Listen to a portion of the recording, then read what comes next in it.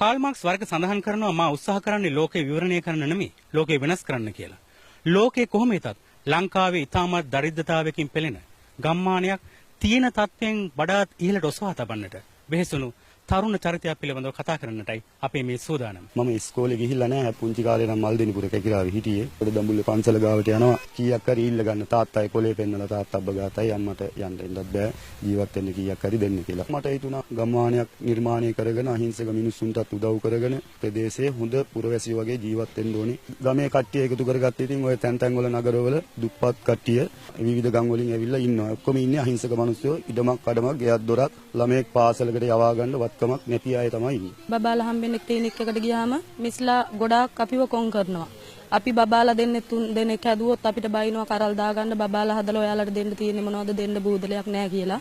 අපි බෙහෙත් විදින්න සර් කාඩ් එක තිබ්බහම ගමේ වලස්සවේ කට්ටියගේ කාඩ් ඉස්සෙල්ලා ගන්නවා. එයාලට බෙහෙත් විදිනවා. අපේ බබාලාගේ කාඩ් එක අරන් කියනවා දැන් බෙහෙත් විදින්න බෑ. බෙහෙත් කඩන්න බෑ සර්ලා බයිනවා කියලා.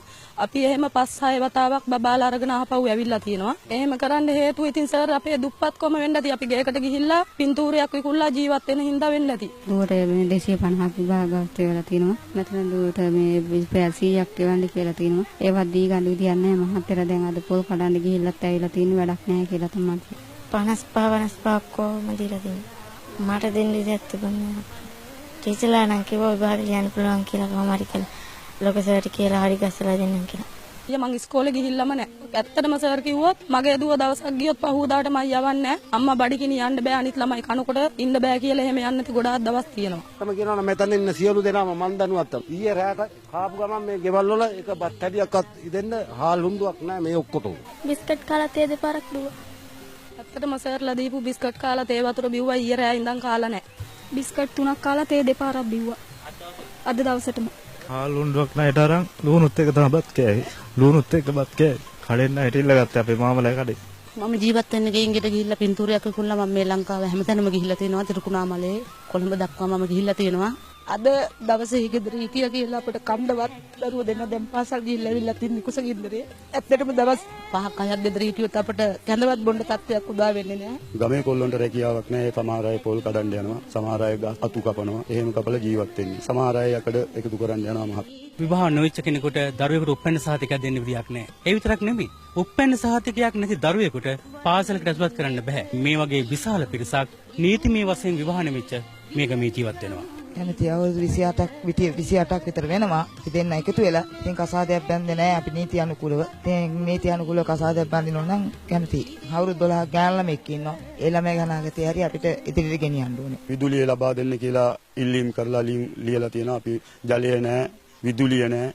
එතකොට අපහසු දුෂ්කරතාවයන් තියෙනවා. ඒවා සපුරා ගැනීමට සහයෝගය ලබා දෙන්න කියලා අපි ඉල්ලීම් කරා. එහෙම ලියපු ලියුම් නම් ගොඩක් තියෙනවා සර්. සංඛ්‍යාම වශයෙන් බැලුවොත් ලියුම් 2000-3000ක් විතර වගේ තියෙනවා. මේ කතාව බලලා අපේ දුක් ගැනීම හොයලා පුළුවන්කමක් තියෙනවා නම් ඇවිල්ලා අපේ ගම ගැන හොයලා බලලා අපටත් මොකක් හරි සහනයක් ලබා දෙන්න කියලා මේ බලන ජනතාවගෙන් අපි ඉල්ලා ඉන්නවා. අපි නම් හිඟාකාරම ජීවත් වෙන්නේ. ගියක් ගානේ ගිහිල්ලා ඉල්මේ කිසිත් තමයි හාල්ක හරි ලැබෙන්නේ. නැත්නම් ඒක අවුරුද්දක් වැස්සට හිටියත් අර කඩුව ළඟ මේ ගෙදර වරෙන් කියලා කියන්නේ.